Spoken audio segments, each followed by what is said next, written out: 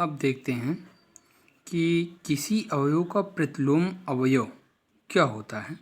देखिए, माना संक्रिया स्टार समुच्चय ए के लिए द्विआधारी संक्रिया है तथा ई संक्रिया स्टार का तत्समक अवयव है, ठीक है ना।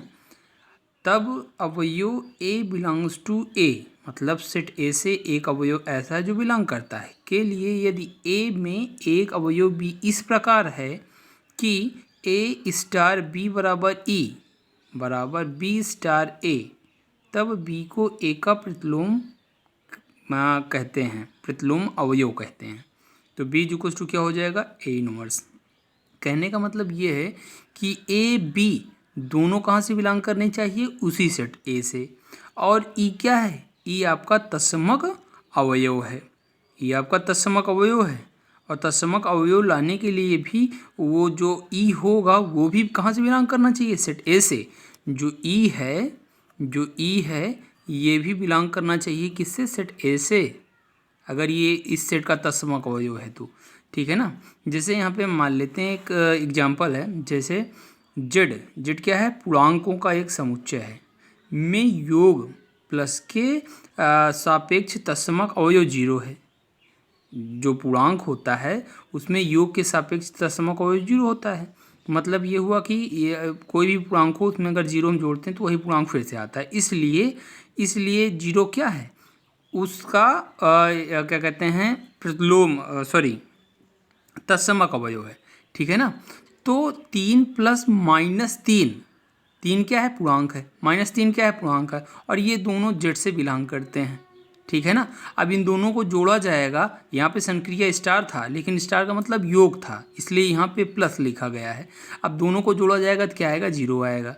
अब इसी प्रकार अगर 3 -3 को पहले लिख दें और इस 3 को बाद में लिख दें, फिर भी ये अगर जोड़ा जाएगा तो 0 आएगा।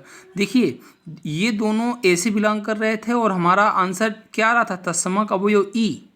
भाई फार्मूला देखिए, ए स्टार बी दोनों अवयवों को अगर हम संक्रिया द्वारा जोड़ते घटाते हैं, जो भी संक्रिया वो करते हैं तो हमारा तत्समक अवयव आता है।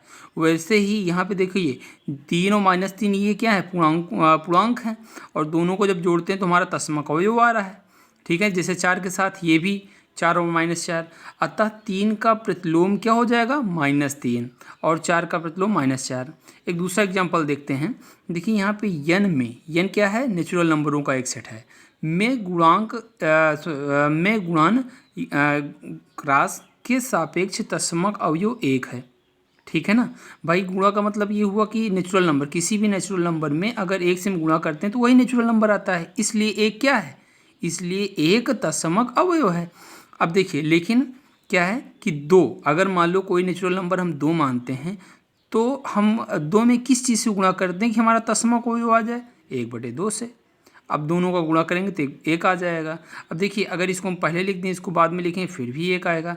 लेकिन एक प्रॉब्लम है कि 1/2 नेचुरल नंबर तो होता ही नहीं है, 1/2 नेचुरल नंबर नहीं होता है। इस वजह से हम ये कह सकते हैं अतः यन में 1 के अतिरिक्त कोई भी व्युत्क्रमणीय नहीं है। तो कहने का मतलब ये हुआ कि 1, अगर 1 हम लेते तो 1 का गुणा 1 से करते तो 1 आ जाता है, यहाँ पे 1 से गुणा 1 से करते तो आ जाता है 1, और ये दोनों के दोनों पूर्णांक होते, नेचुरल नंबर होते।